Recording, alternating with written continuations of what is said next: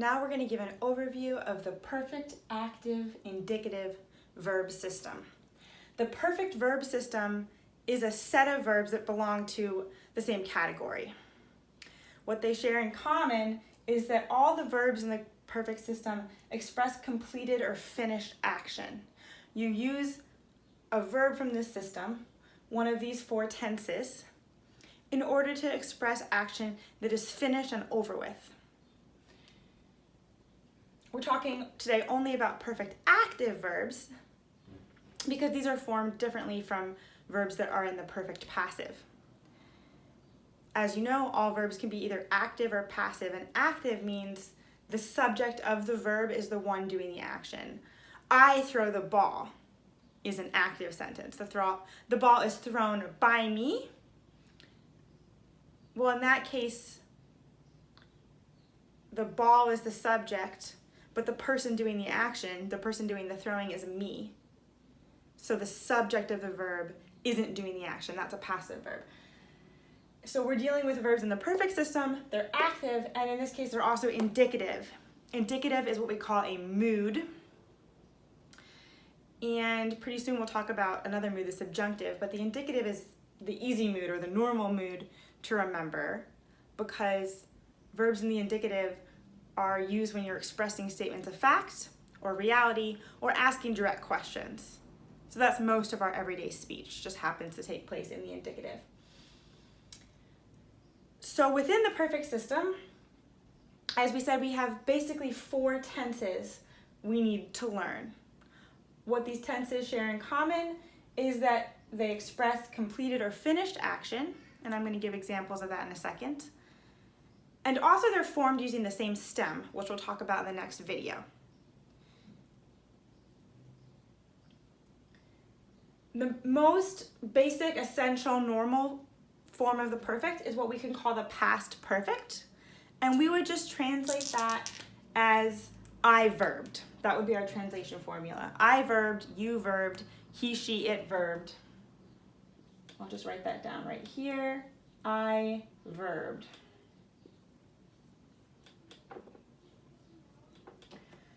The pluperfect is another tense in the perfect system, and the translation formula for that one is I had verbed.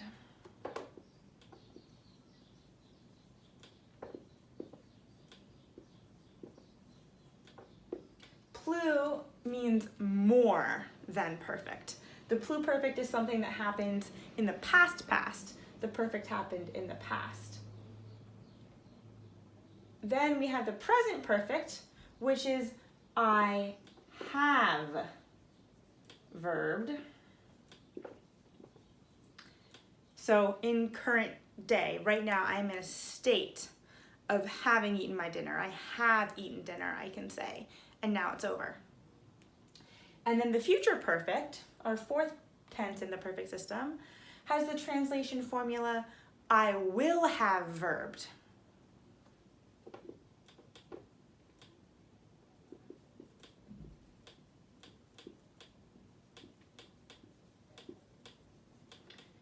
So let's unpack each of these a little bit more. The perfect, I verbed, is our basic past tense for when we want to describe something that happened and is over. For example, I ate the monster before I went to the dentist. That means that when I'm at the dentist's, I've already eaten the monster. Yeah? You might easily confuse it, and lots of people frequently do confuse it, with verbs in Latin that are in the imperfect tense. Imperfect means not perfect. So even though it has the word perfect in it, the imperfect does not belong to this category of verbs. And the translation formula for the imperfect is I was verbing. I was eating the monster when my mom burst through the door. In that sentence, we never find out, did you finish eating the monster? I don't know. But if I said, I ate the monster, then my mom walked through the door, that that verb, I ate, would be in the perfect, and we know that I finished eating the monster before my mom came in. An example of the pluperfect would be, I had eaten the monster when I learned that blue fur is really bad for me. I had already done it in the past, and then at some point in also the past, but a past that's closer to the present, I learned, oops, that blue monster fur is really bad for me. That's why I got an upset stomach.